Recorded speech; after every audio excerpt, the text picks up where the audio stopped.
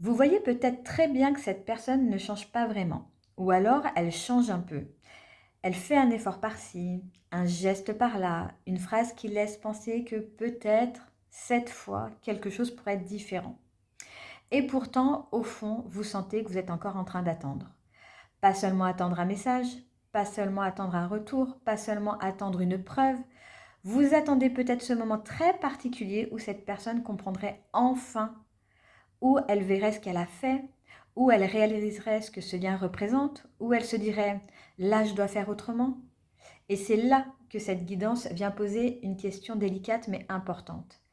Si cette personne ne change pas vraiment, qu'est-ce que vous continuez d'espérer dans cette histoire?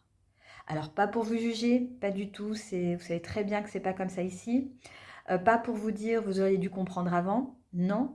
On ne va pas rajouter une couche de culpabilité, la vie est déjà assez généreuse dans ce domaine, hein. Ça, je pense qu'on en a tous bien conscience, hein.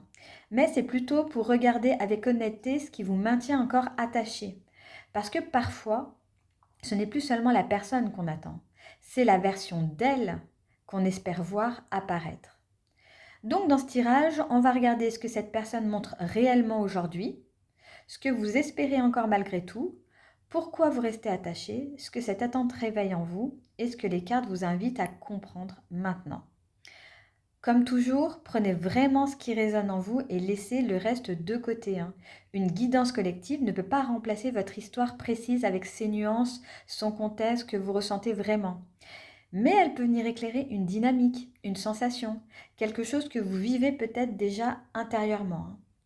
Donc on va commencer tout de suite avec la première carte qui est le 8 de Pentacle. Et cette carte, elle répond à la question ce que cette personne montre réellement aujourd'hui. Alors, le 8 de Pentacle, c'est une carte de travail, d'effort, de répétition, d'apprentissage. C'est pas une carte vide, hein. Donc, on ne peut pas dire que cette personne ne montre absolument rien, hein.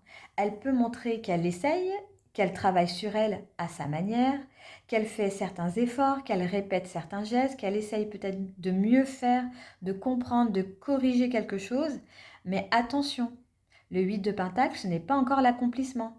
Ce n'est pas j'ai compris, je suis prête ou je suis prêt, je peux construire quelque chose de stable, hein. C'est plutôt je suis encore en apprentissage.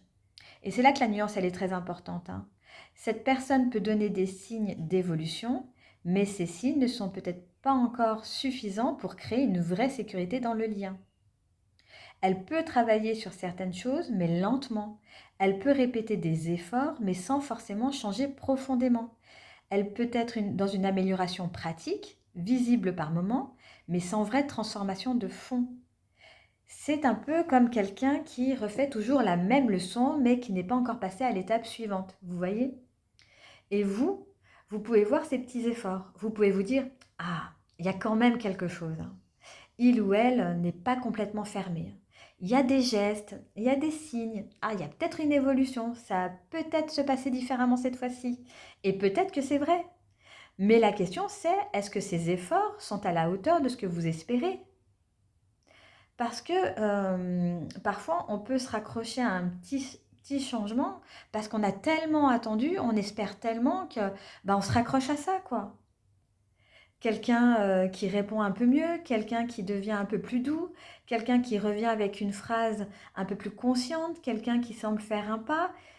Bien sûr que ça compte. Mais le 8 de Pentacle demande aussi combien de temps êtes-vous prêt à attendre que cet apprentissage devienne une vraie maturité.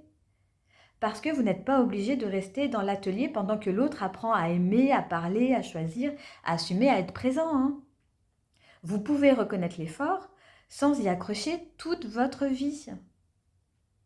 On passe maintenant donc à la deuxième carte qui vient montrer exactement ce que vous espérez encore. Et nous avons le 4 de bâton. Et là, on comprend vraiment beaucoup de choses avec cette carte, hein. Le 4 de bâton, c'est une carte de stabilité, de retrouvailles, de joie partagée, de foyer, d'un lien qui trouve enfin sa place. C'est une carte où quelque chose peut se célébrer, se poser, s'ouvrir dans le réel. Donc, ce que vous espérez, ce n'est pas juste que cette personne fasse un petit effort en fait, hein. Vous espérez peut-être une vraie forme de réparation, une vraie réconciliation, un moment où les choses deviennent simples, un moment où vous pouvez enfin vous retrouver sans tension, sans flou, sans devoir deviner. Vous espérez peut-être une relation plus claire, une porte qui s'ouvre, un lien qui devient visible, une place assumée, une stabilité émotionnelle, quelque chose qui ressemble à ça y est, c'est bon, on y arrive enfin. Et ça, c'est très humain. On a tous ressenti ça à un moment donné. Parce que quand on a beaucoup donné, beaucoup attendu, beaucoup ressenti, on n'espère pas seulement une excuse ou un message. On espère que toute cette attente va finir par mener à quelque chose qui a du sens. On veut que ça serve à quelque chose. On veut que la douleur ne soit pas juste de la douleur. On veut que les mois, les années parfois, les allers-retours, les silences, les incompréhensions, tout ça débouche sur une forme de clarté. Le 4 de bâton, c'est peut-être votre espoir d'un enfin, ça y est, enfin on se parle, enfin on se comprend, enfin on pose les choses, enfin cette personne arrive avec quelque chose de stable, enfin le lien trouve sa place. Mais regardez le contraste entre les deux premières cartes en fait. Cette personne montre le 8 de Pentacle, un effort, un apprentissage, quelque chose en travail. Vous espérez le 4 de bâton, une stabilité, une célébration, un lien qui se pose. Et peut-être que c'est là que la douleur, elle commence. Parce que vous n'attendez pas la même chose que ce que l'autre est réellement en train de montrer. L'autre montre peut-être des petits pas. Vous espérez une maison. Et ce n'est pas que votre espoir, pardon, est ridicule. Non, votre espoir, il est beau. Il parle de votre besoin de stabilité, de respect, de sécurité, de lien, qui a une vraie place. Mais la question est-ce que cette personne est vraiment capable aujourd'hui de rejoindre cet espoir? Et là, on arrive à la troisième carte, et nous avons le jugement. Et cette carte, elle répond à la question, pourquoi vous restez attaché à cette histoire? Le jugement, c'est une carte qui est vraiment très forte, hein. C'est l'appel, c'est le réveil, la prise de conscience, le moment où quelque chose sort du silence, où l'on entend enfin ce qui était resté enfoui, hein. Avec cette carte, je ressens très clairement que vous restez attaché parce qu'une partie de vous attend un déclic en fait. Vous attendez peut-être que cette personne se réveille, qu'elle comprenne, qu'elle voie enfin la valeur du lien, qu'elle reconnaisse qu'elle n'a pas su voir avant, qu'elle entende ce que vous essayez de dire, qu'elle réalise qu'elle risque de perdre en fait. C'est moins une attente passive qu'une attente de révélation. Comme si une partie de vous disait un jour, il ou elle va comprendre. Un jour, il ou elle va ouvrir les yeux. Un jour, cette personne va revenir avec une vraie conscience de ce qui s'est passé. Et ça, c'est très puissant comme attachement. Parce qu'on peut lâcher une personne, mais c'est beaucoup plus difficile de lâcher l'idée qu'elle pourrait un jour comprendre. Le jugement peut aussi parler d'un lien qui réveille quelque chose d'ancien en vous. Une histoire qui touche une blessure profonde, une sensation de seconde chance, une impression que tout n'a pas encore été dit, comme si votre cœur disait « ce n'est pas fini, il manque encore une vérité ». Et peut-être que c'est vrai, il manque une vérité. Mais la question, elle est plutôt là. Est-ce que cette vérité doit forcément venir de cette personne? Parfois, on attend que l'autre connaisse la blessure pour s'autoriser à guérir. On attend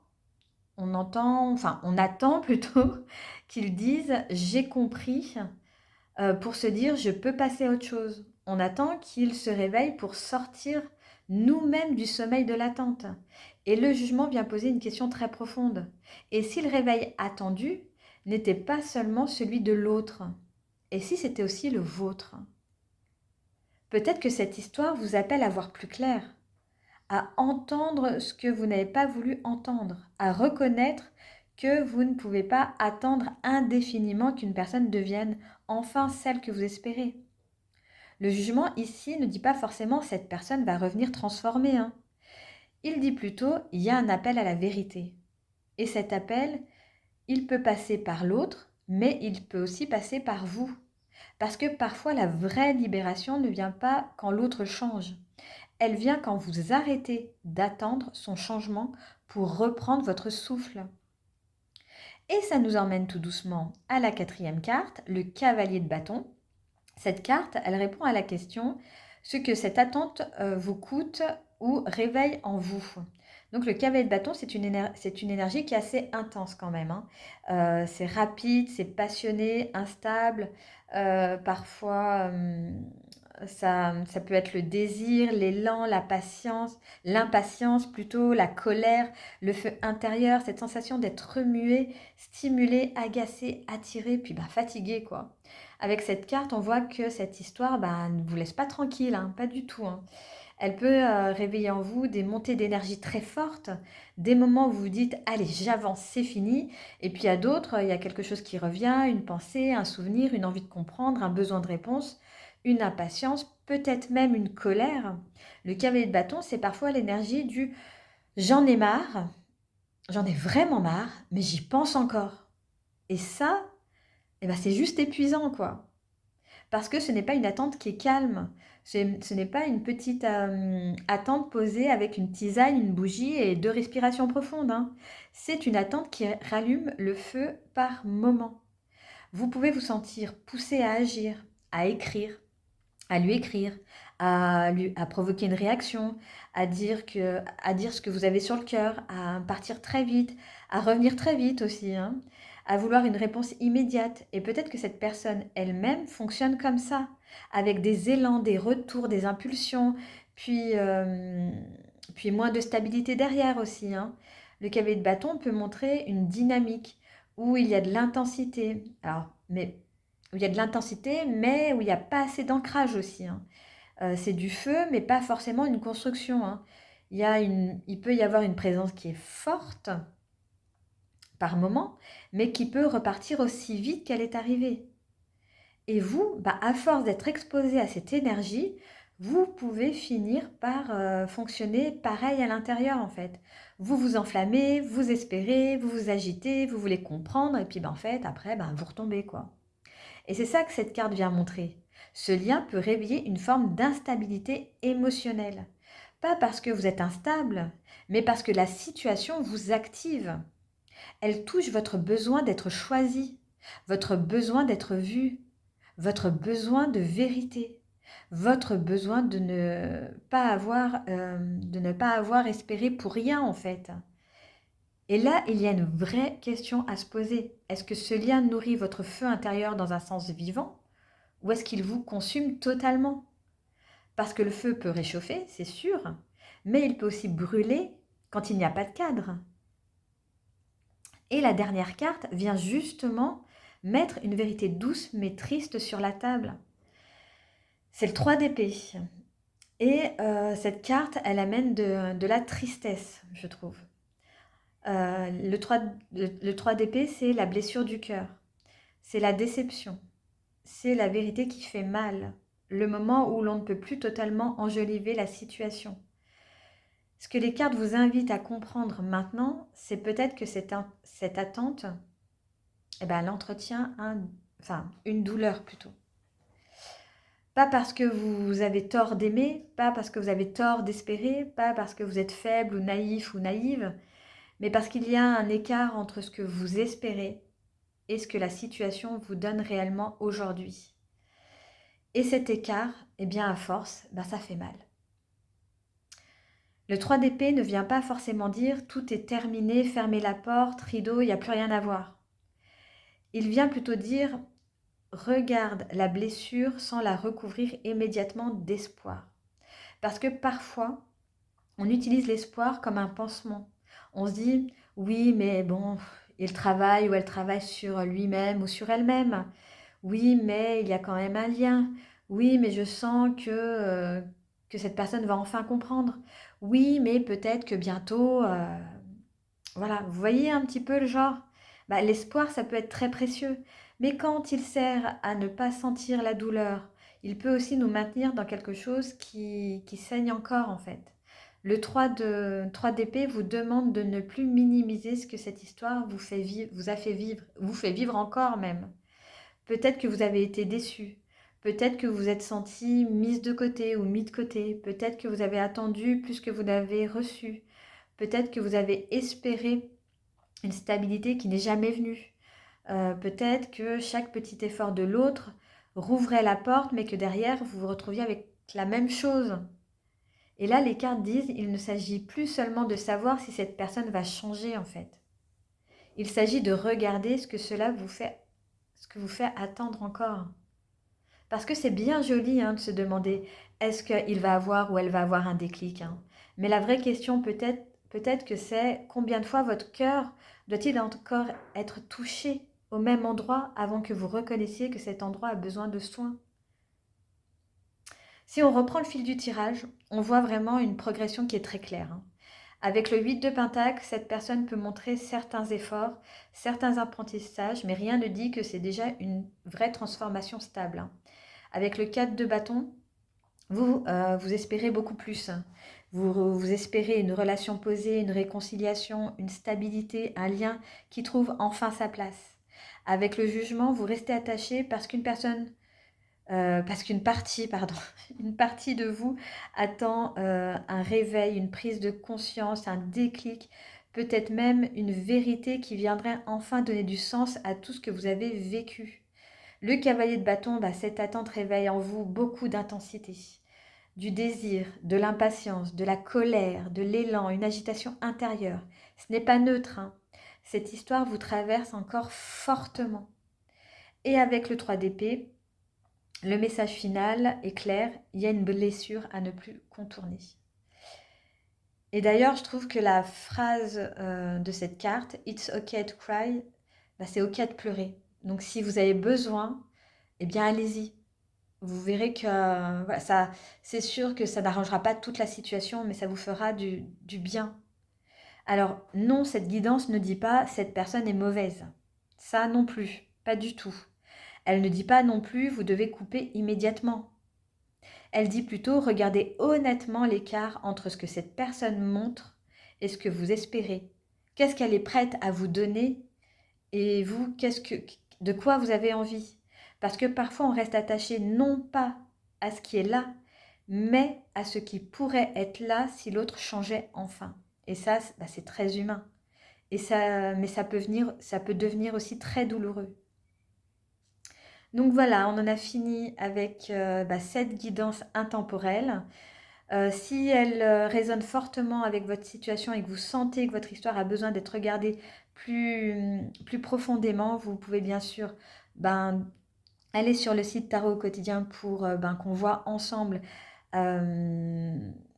un peu plus votre situation actuelle à travers donc une guidance qui sera beaucoup plus personnalisée. En tout cas, moi je vous souhaite, si vous vous retrouvez dans cette situation, je vous souhaite vraiment beaucoup de courage. Essayez d'être objectif entre vos attentes et ce que la personne montre vraiment. euh, voilà, d'être honnête tout simplement avec vous. Je vous souhaite une excellente journée. Prenez vraiment grand soin de vous et je vous retrouve très vite dans une prochaine vidéo.